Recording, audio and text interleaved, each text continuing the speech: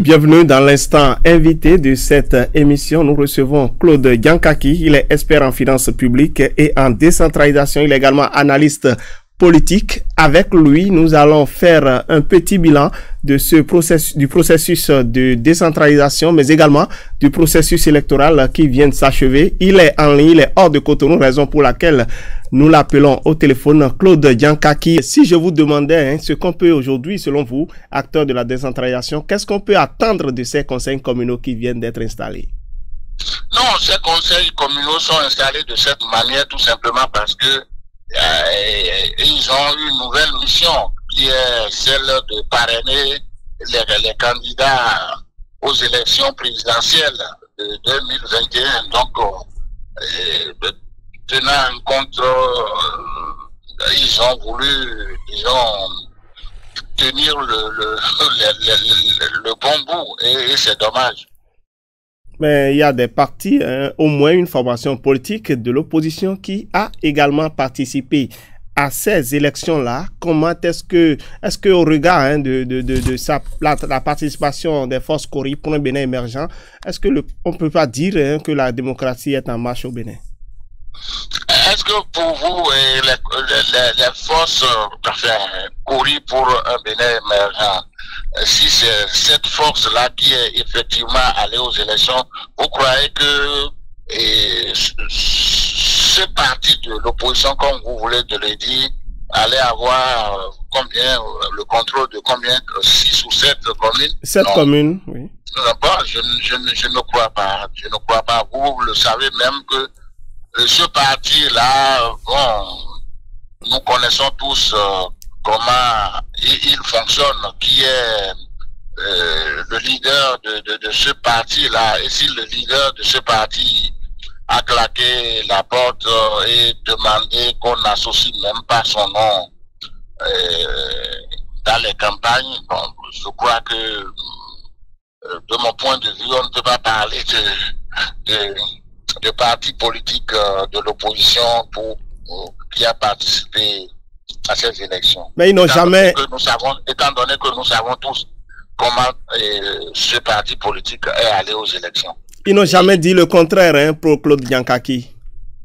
Oui, mais vous savez, lorsque les deux formations qui étaient allées aux élections législatives ont envie maintenant de se faire accompagner, et nous savons tous dans quelles conditions ils ont eu leur récépissé.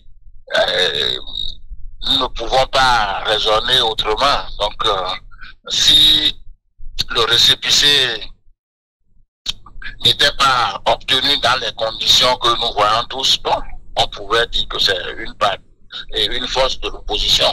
Même aujourd'hui, c'est difficile de le dire, étant donné que des gens sérieux de l'opposition qui veulent aller aux élections n'ont pas pu trouver leur nom sur la liste, et cette liste-là a été montée dans les conditions qu'on nous a dit. Donc, bon, moi, je ne sais pas. D'accord. Claude Diankaki, vous êtes l'un des pères de la décentralisation. Je le rappelais à l'entame de cette émission. Depuis 2002, donc, nous avons amorcé ce processus-là. Aujourd'hui, si vous deviez faire un bilan, quel regard portez-vous globalement sur le processus de la décentralisation au Bénin? Vous savez, si j'avais un regard, je dirais qu'en 2002, les choses ont démarré. C'est vrai que l'État unitaire n'a toujours pas envie de tout laisser, mais on peut dire que on a senti quand même que toutes les formations politiques qui veulent aller aux élections y allaient, et que c'est à partir de la rupture que tout a été presque centralisé, et les partis qui doivent aller aux élections sont peut-être désignés tout simplement parce que les partis n'étant pas libres, le certificat de constitutionnalité, le certificat de, comment vous appelez, de conformité et tout ça là avait bloqué des partis politiques, étant donné que l'élection, la décentralisation, ce qui la caractérise, c'est l'autonomie de gestion et que le pouvoir a tout centralisé à un moment donné, on peut dire que aujourd'hui la décentralisation a quelques problèmes. L'État a voulu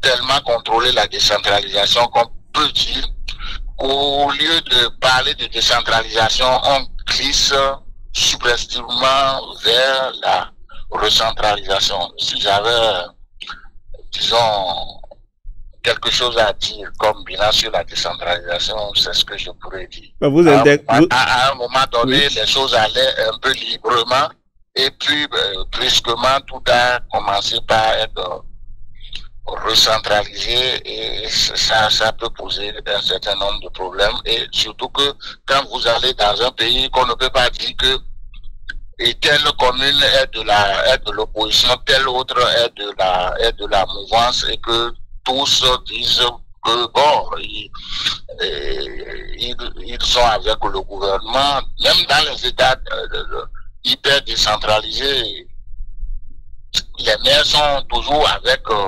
l'exécutif, mais ça ne les empêche pas de militer toujours dans leur formation originelle. Or, aujourd'hui, si vous êtes avec le pouvoir, c'est que vous devriez être dans son parti politique, ce qui n'est pas le cas ailleurs. Donc, c'est le problème que ça pose. Alors, vous semblez, Claude Diankaki, vous semblez déçu de la conduite du processus de décentralisation au Bénin. Si je vous demandais de faire des propositions, des suggestions pour que cette décentralisation-là entre dans toute sa logique, qu'est-ce que vous allez dire? Moi, j'allais dire à l'État central de se tranquilliser, et parce que l'État trop accaparé, ne pouvant tout faire disons à la capitale, décide de décentraliser, de donner de l'autonomie aux communes pour que ces communes-là règlent et par leur délibération les affaires locales, que la décentralisation est mise. Et que si l'État doit encore être derrière, qui doit être maire dans chaque commune, ça peut créer encore un problème de mauvaise gouvernance, étant donné que lorsqu'on est avec le pouvoir central, on se croit tout permis. Donc, moi, je pense que les textes n'ont pas de problème. Ce sont les hommes.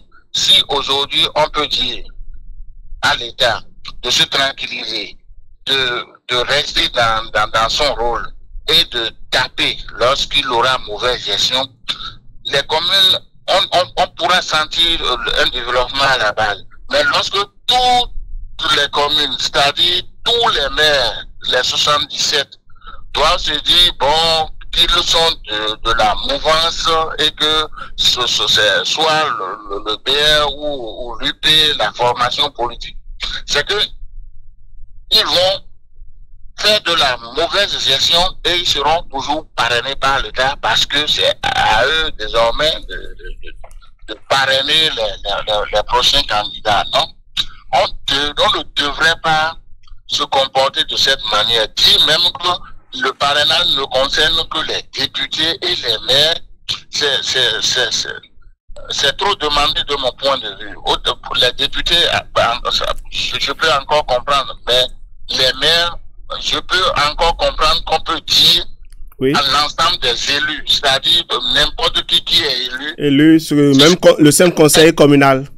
Voilà, le seul conseil communal, je comprendrai encore. Mais lorsqu'on dit que c'est les maires et qu'on voit dans les conditions dans lesquelles les maires ont été désignés, c'est-à-dire tel que ça a commencé, l'État s'est dit, attention, si je n'interprète pas encore cette loi pour recadrer, pour que les préfets aillent avec les enveloppes, lire le nom des candidats. Bon.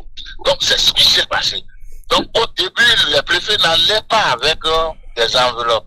Donc dès que la loi a été interprétée, ça a commencé comme ça. On a comme l'impression que oui, voilà des gens qui veulent aller parrainés, donc il faut qu'eux-mêmes ils soient déjà parrainés à la base avant les élections. Donc c'est un peu ce qui s'est passé et c'est vraiment dommage. Donc nos textes n'ont pas de problème. Ce sont les hommes chargés d'appliquer ces tests-là qui ont des problèmes. D'accord, merci Claude Diankaki. Vous étiez en direct. Je rappelle que vous êtes hors de Cotonou, raison pour laquelle nous vous avons pris au téléphone pour cet entretien. Vous êtes expert en finances publiques et en décentralisation. Vous êtes également analyste politique. Avec vous, nous avons fait un petit bilan du processus électoral et également de la décentralisation au Bénin. Merci d'avoir accepté de partager avec nous votre opinion sur cette actualité. Mesdames et messieurs, ainsi se referme ce 20e numéro de votre émission Carré Politique. Toute l'équipe de réalisation coordonnée par Oscar Couton est composée de Cédric Kofi Hungué et Anselmo Hungué vous remercie de l'avoir suivi.